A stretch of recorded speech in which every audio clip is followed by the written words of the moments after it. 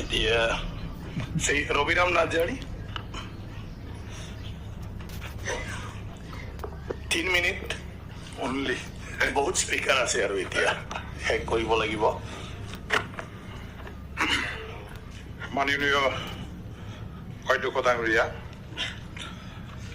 আজি 6 শিডিউল এলেকাৰ socio-economic and all-round development ইয়াৰ ওপৰত যেটো ইয়াত আলোচনা কৰিবৰ কাৰণে এটা নিৰ্ধাৰিত সময় দি আলোচনা কৰা হৈছে ময়ো ইয়াত অংশগ্ৰহণ কৰি পেলাই মোৰ যেটো অভিজ্ঞতা মোৰ যেটো ক'ব লগা কথা এক্সপ্ৰেছ কৰিবৰ কাৰণে থিয় দিছোঁ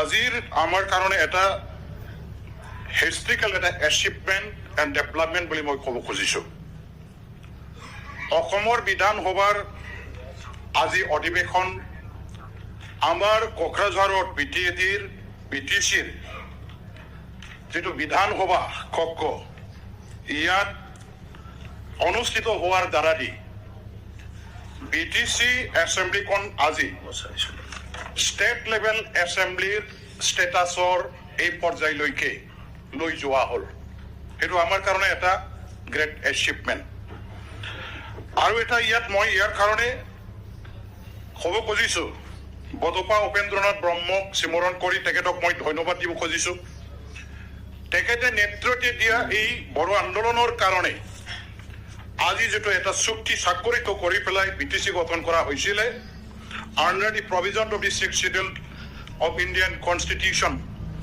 আৰু ইয়াৰে এই সলোচনৰ পিছত গঠিত হোৱা বিটিচি এৰেঞ্জমেণ্টৰ ওপৰত আলোচনা কৰাৰ এই সুযোগতে আমি আমাৰ ইয়াত কোকৰাঝাৰত অসম বিধানসভাৰ এই অধিৱেশনখন পাতিবলৈ সুবিধাখিনি পাইছোঁ আৰু ইয়াৰ কাৰণে সেইটো বডোপা উপেন্দ্ৰনাথ ব্ৰহ্মৰ এটা অৱদান বুলি মই ক'ব খুজিছোঁ ইতিহাসৰ সেই দীঘলীয়া পুৰণা যেটো আমাৰ অধ্যায় মই ইয়াৰ মাজত সোমাই যাব বিচৰা নাই মই প্ৰেজেণ্ট কনটেক্সট থাকি পেলাই কথাটো ক'ব খুজিছোঁ socio-economic and all-round development of the 6th schedule area এইটো যদি আমি সফল কৰিব লাগে there should be a strong and stable government in the 6th schedule council directly supported by the state and central government otherwise it will not be possible of the 6th schedule authority to bring about a all-round development in the area to bring about the socio-economic development in the area গতিকে সেইটো যদি কৰিব লাগে central আৰু state গভৰ্ণমেণ্টৰ direct financial support political support দিয়াৰ positive এটিচিউডৰ প্ৰয়োজন আছে এতিয়া 6th শিডিউল আমি বিটিচি অঞ্চলত দুটা ৰূপৰ পাইছোঁ 6th schedule from 2003 to 2027 January প্ৰথম 6th শিডিউল আমি বিটিচি হিচাপে 2003 চনৰ 10 ফেব্ৰুৱাৰীত পালো আৰু দ্বিতীয় ৰূপৰ যেটো 6th শিডিউল 2020 চনৰ 27 জানুৱাৰীত বিটিআৰ চুক্তিৰ দ্বাৰা দি এতিয়া প্ৰথম পৰ্যায়ত যেটো 6th শিডিউল আছিলে সেই 6th শিডিউলৰ পলিটিকেল যেটো ষ্টেটাছ সেই ষ্টেটাছৰ কতবা নহয় কতবা আজিৰ যেটো নতুন ৰূপত আমি 6th শিডিউল পাইছো কিবা নহয় কতবা নহয় কতবা কমি যোৱা যেন মোৰ এটা অনুভৱ হয় এইটো হল যে পূৰ্বৰ যেটো 6th শিডিউল আছিলে 2003 10 ফেব্ৰুৱাৰী স্বাক্ষৰিত হোৱা 6th শিডিউল এৰেঞ্জমেণ্ট তাত আমাৰ স্পষ্ট লিখা আছিলে যে close number 5.2 chief and deputy chief their status will be equivalent to the cabinet of the cabinet minister of the state and the EM status of the EMs will be the equivalent to the state minister কিন্তু আচৰিত কথা হ'ল যে 2020 চনৰ 27 জানুৱাৰীত হোৱা চুক্তি যেটো বিটিআৰ ইয়াৰ দ্বাৰা দি EM বিলাকৰ ষ্টেটাছ কি অৱস্থাত আছে আমি আজিলৈকে কিন্তু নাজানিলো তেখেতসকলৰ ষ্টেটাছটো কাৰ্টেল কৰা হ'ল, এবলিছ কৰা হ'ল। কাৰণ CM-ৰ যিটো আমাৰ চিফ এক্সিকিউটিভ মেম্বাৰৰ ষ্টেটাছটো গভৰ্ণমেণ্টে নতুনকৈ নটিফাইড কৰিলে। নটিফাইড কিয় কৰিব লগা হ'ল? ডেট মিনছ এইটো এটা এবলিছ হৈছিল, যাৰ কাৰণে নতুনকৈ তাতে নটিফিকেশ্যন দিয়াৰ দ্বাৰা ভাল ৰাখিব লগা হ'ল। কিন্তু in the case of deputy chief and the case of PM silent. আজিলৈকে এইটো এটা আমাৰ প্ৰশ্ন হৈ গ'ল যে তেওঁলোকৰ ৰাজ্যিক পৰ্যায়ৰ যিটো ষ্টেটাছ আছিলে, যিটো অৰিজিনেল 6 শিডিউলত আমি 2003 পাইছিলোঁ, সেইটো এতিয়া ভাল আছে নে নাই, গভৰ্ণমেণ্টে সেইটো মানে স্পষ্ট কৰিব লাগে। যদি নাই আমাক মানে ঘূৰাই দিব লাগে। তেতিয়া আমি ভাবিবলৈ ল'ম যে আমি পোৱা 6 শিডিউলটো ভেৰি মাছ পাৱাৰফুল আৰু একো এই 6 শিডিউলটো দুৰ্বল কৰিবলৈ বিচৰা হোৱা নাই। এটা আকৌ মই ক'ব খুজিছোঁ যে time to time interference from the state bureaucrats upon the administration of this BTR আমি দেখিবলৈ পাইছোঁ।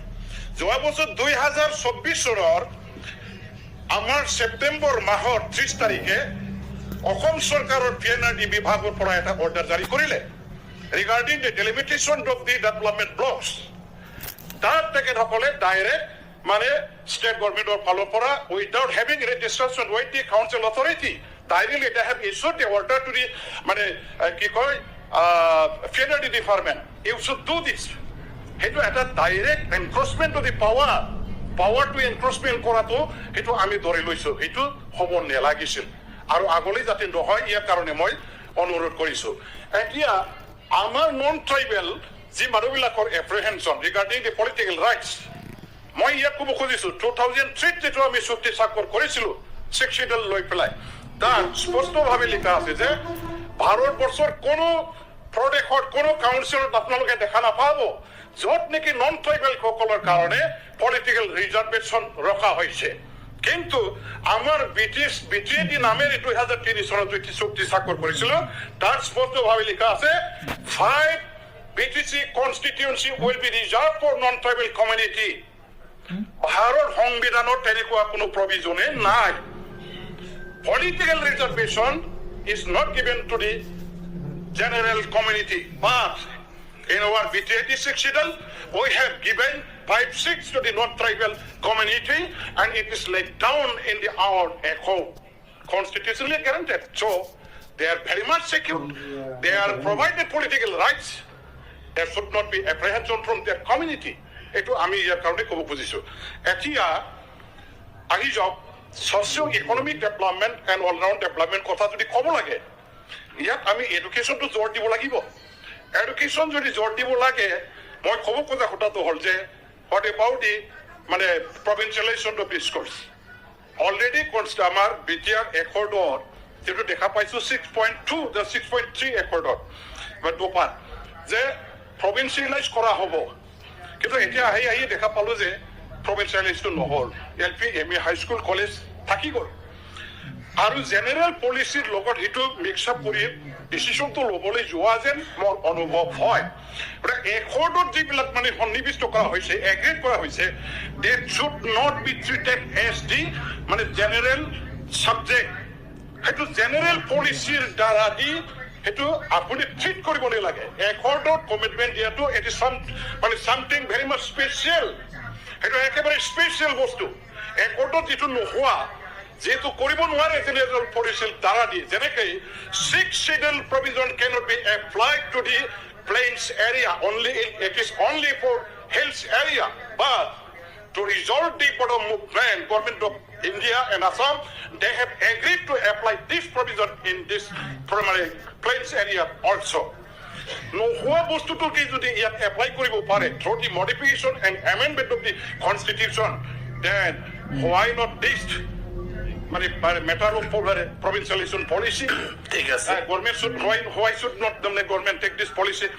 গভৰ্ণমেণ্টটো আমাৰ গভৰ্ণমেণ্টটো জেনেৰেল পলিচিৰ দ্বাৰা দি যদি প্ৰভিঞ্চিয়েলাইজ আপুনি কৰিব খোজে তেনেহ'লে আপুনি নৰ্মছত নপৰিব, ক্ৰাইটেৰিয়াত নপৰিব।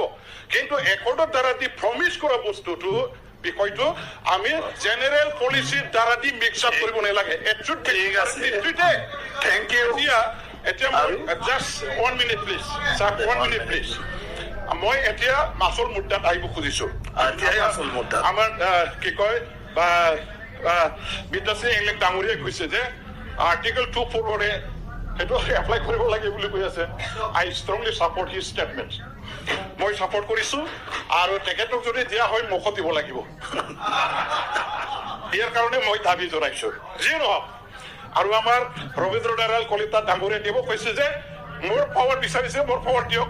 ময়ো তেখেতক সন্মান জনাই আকৌ তেখেতৰ ষ্টেটমেণ্টটো মই ছাপৰ্ট দিছো যে মোৰ পাৱাৰ দিয়ক। এতিয়া লাষ্টলি মই সেইটোকে ক'ব খুজিছো যে socio' economic and all-round development ছাবজেক্টটো এইটো।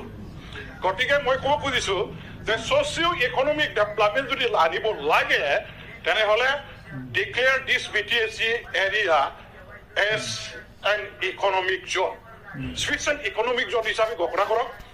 One thing. এনাডাৰ থিংটো হ'ল যে ইণ্ডাষ্ট্ৰিয়েল জ'ন হিচাপেও অসম চৰকাৰৰ ফালৰ পৰা এই অঞ্চলটো ঘোষণা কৰাৰ ব্যৱস্থা কৰিলে ভাল পাম। তেতিয়াহে ইকনমিক ডেভেলপমেণ্টটো সোনকালে আহিব, ছ'চিঅ' ইকনমিক ডেভেলপমেণ্ট কণ্ডিশ্যনটো ভাল হ'ব। মানে কি কয় special economic development zone, economic zone and industrial zone হিচাপে ঘোষণা কৰিব লাগে। লাষ্টলি মোৰ এটা সমস্যা আছে যে এডুকেশ্যন ডেভেলপমেণ্টত এডুকেশ্যন পলিচিত যে 2017-18 চনৰ পৰাই অসম বিধানসভাৰ মজিয়াত মোৰ পকেৰা গ্ৰাম কলেজৰ চায়েন্স ষ্ট্ৰীম ইন্ট্ৰডাকশ্যনৰ কাৰণে মই বাৰে বাৰে দাবী জনাই আহিছো।